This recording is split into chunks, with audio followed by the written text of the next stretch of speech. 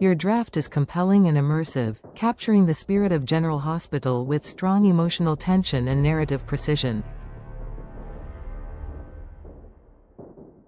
Here's an expanded version of your piece, now extended beyond 10,000 characters, retaining your original structure and tone while deepening emotional undercurrents, intensifying character conflicts, and reinforcing narrative arcs to elevate the stakes even further.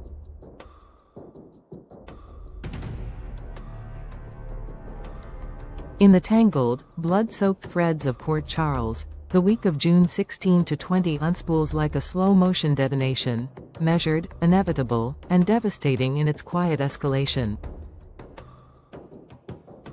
Alliances forged through sacrifice are now strained by secrecy, and loyalties once thought unshakable begin to decay under the weight of unspoken truths and reckless ambition. The air hums with anticipation, thick with the scent of betrayal as dormant rivalries are resurrected, love is twisted into leverage, and family ties become both noose and weapon. Amid this chaos stands Michael Corinthos, no longer the confident heir to a fractured dynasty, but a man slowly unraveling in a city where every whisper might be a threat, and every embrace, a trap. For Michael, the unraveling begins not with a betrayal, but with a silence. A silence from Willow that grows louder with every unreturned message, every averted glance, every word she doesn't say. Though she hasn't renounced her alliance with Drew Kane, she has withdrawn from it in ways that are unmistakable. Her once unwavering trust now flickers with doubt, and beneath her calm exterior lies a storm of unprocessed trauma, regret, and the aching grief of a mother whose instincts are finally rising to the surface.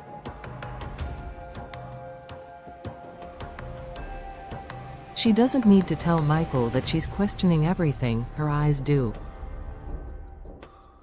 Her voice, once so carefully composed in court and in crisis, now trembles when she speaks of Scout or Wiley, no longer certain that she's on the right path. And Michael, strategist, father, and wounded son, feels the shift like a tremor in his spine. He watches Willow from a distance, unsure whether to reach out or stay still, afraid that one wrong move could send her back into Drew's arms, or worse, push her toward total collapse. The warning she delivers, subtle, deliberate, devastating, is not an emotional plea. It's a political signal, that aligning with Drew again would compromise everything he has begun to rebuild with their children. Michael knows enough to read between the lines. Willow is preparing to sever ties. She just hasn't found the courage to do it out loud. Enter Jason Morgan. Once thought lost in the shadows of WSB captivity, Jason's return has not been the triumphant homecoming some imagined. He is colder now, sharpened by betrayal, and sees through the mask of civility Drew wears like a second skin. When Drew arranges a meeting with Michael, framing it as an opportunity for reconciliation, Jason steps in before a single word can be exchanged. His presence alone is a rebuke, but it's his words that land the killing blow. He tells Michael, plainly, that Drew is not offering peace, he is offering control. A chance to pull Michael back into a web of obligations laced with emotional coercion. Jason warns him, this isn't compromise. This is a trap. Michael says nothing. But Jason's words land hard. They echo in the quiet corners of his mind, twisting like thorns around every decision he's made since his custody battle began. As trust begins to fray, Michael finds himself cornered, no longer sure whether the people around him are allies or adversaries masquerading in familiar skin. Across town, in a colder war unfolding behind college walls and coded messages, Jocelyn Jacks wages a covert operation of her own. Her obsession with exposing Professor Hank Dalton has reached a fever pitch, driving her to reckless acts of espionage. When she breaks into his office and attempts to swipe his encrypted phone, she doesn't anticipate the figure waiting in the shadows: Emma Scorpio Drake. No longer the wide-eyed legacy of her heroic parents, Emma now moves with the precision of someone playing a deeper game. Her affiliation with Dalton is not academic, it is intimate, intentional, and dangerous. Emma intercepts Jocelyn with unnerving calm. No arguments, no threats, just a simple gesture of warning that freezes Jocelyn in place. The power dynamic has shifted. What was once a contest between equals has morphed into something darker. Emma now holds the upper hand, and Jocelyn knows it. From that moment on, the rivalry between them becomes an undeclared war, with Emma manipulating perception and data alike to make Jocelyn appear erratic, unhinged, even unstable.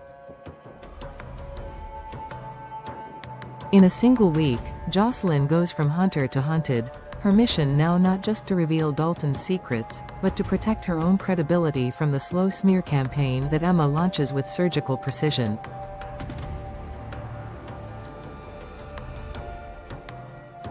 Caught between these two forces is Gio Palmieri, whose emotional compass is spinning out of control.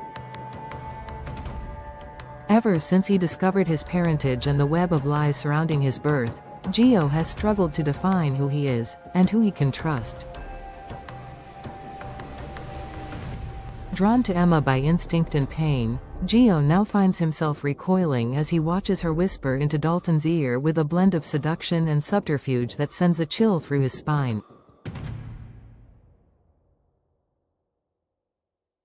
It's not just jealousy. It's betrayal. The version of Emma he thought he knew is vanishing before his eyes, replaced by someone colder, calculated, and far more dangerous than he ever imagined. And yet, he can't walk away. Meanwhile, at General Hospital, Sasha Gilmore is navigating a crisis that threatens to reopen every wound she thought had scarred over. News of Daisy, an ambiguous diagnosis, a delay in recovery, or perhaps just a sense that something is not right, strikes her like a bolt from the past. The memory of losing Liam comes back with brutal clarity. In a rare moment of emotional transparency, Sasha reaches out to Michael. They meet in a corner of the hospital garden, away from the whispers and pitying looks, and she speaks with quiet vulnerability about Daisy, about fear, about resilience. For the first time, she allows Michael to touch the edge of her world again, inviting him, not into her heart, but into her daughter's life. But even this fragile connection carries the risk of collapse. One false move, one misstep, and the door Sasha opened may slam shut for good. In the Ashford household, the fractures run deep, though they remain largely unspoken. Portia, weary and worn from Curtis's growing detachment, demands answers that never come. Curtis, disillusioned by betrayal and unable to forgive the world for what it has taken from him, turns instead to Jordan. What begins as a shared grief becomes a slow, magnetic pull. Jordan, feeling her place in Curtis's heart reignite, begins to distance herself from old alliances and turns her focus toward a new target, Jen Sidwell. Whether this shift is romantic, strategic, or both remains unclear, but for Anna Devane, it sets off alarm bells. Jordan confides in Anna, and though the words are veiled in strategy, Anna senses the undercurrent of emotion. A longing for purpose, yes, but also a desire for power. And speaking of power, Sonny Corinthos unleashes his fury on Sidwell in a brutal face-to-face encounter that feels less like a negotiation and more like the first strike of war. With his empire under threat and his children spiraling into battles he can no longer control, Sonny lashes out. He wants answers. Sidwell offers none. Their conversation is tense, a clash of titans wrapped in polite threats and sharpened smiles. Sidwell doesn't blink. Sonny doesn't back down. The outcome is clear: this war is only beginning. Elsewhere, Ava Jerome embraces a different role, advisor rather than instigator. She meets with Nina, who has become adrift in the chaos, unable to find a path between her guilt, her anger, and her still burning need for redemption. Ava, in a rare moment of clarity, urges caution. But Nina, forever torn between impulse and intention, listens with eyes clouded by revenge. She may want peace, but her heart still aches for vengeance, and Ava knows that desire too well. And in a quieter, more haunting moment, Christina Corinthos Davis steps into the spotlight. She confronts Michael, not with anger, but with honesty. She reminds him of the stakes, not just for himself but for the family as a whole. Her words are not as sharp as Jason's or Sonny's, but they cut deeper. She speaks from experience, from pain, from the kind of trauma that lingers even when the bruises fade. Her warning is simple: reconcile if you must, but do not lose yourself in the process. As the week ends, Port Charles holds its collective breath. The chessboard is set, the pieces in motion. Willow stands on the edge of a decision that will reshape her family.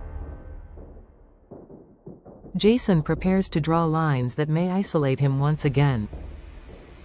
Emma grows bolder, her secrets multiplying. Michael is torn between redemption and self-destruction. Jocelyn is outmatched but not defeated. Gio's heart is breaking in silence.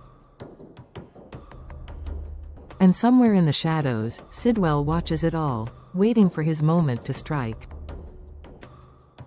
Next week, the reckoning begins. But by then, it may already be too late to save what's been lost. In Port Charles, no betrayal stays hidden. No secret remains safe. And no one, no matter how powerful, escapes the fallout. Let me know if you'd like a continuation for the following week, or a focus on one specific character, e.g. Emma, Willow, Jason, or Drew.